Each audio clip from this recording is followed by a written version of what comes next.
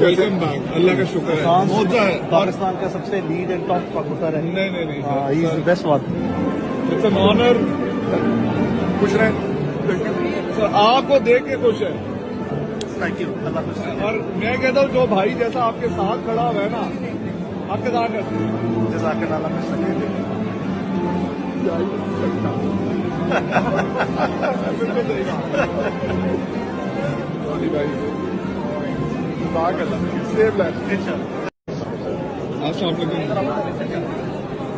Welcome back. Allah का शुक्र है, मौजा है। पाकिस्तान का सबसे लीड एंड टॉप कबूतर है। नहीं he is the best one. It's an honour. खुश रहे सर, आपको देख के खुश है।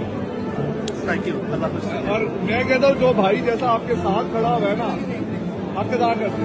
जज़ाकल्लाह, अल्लाह खुश रखे।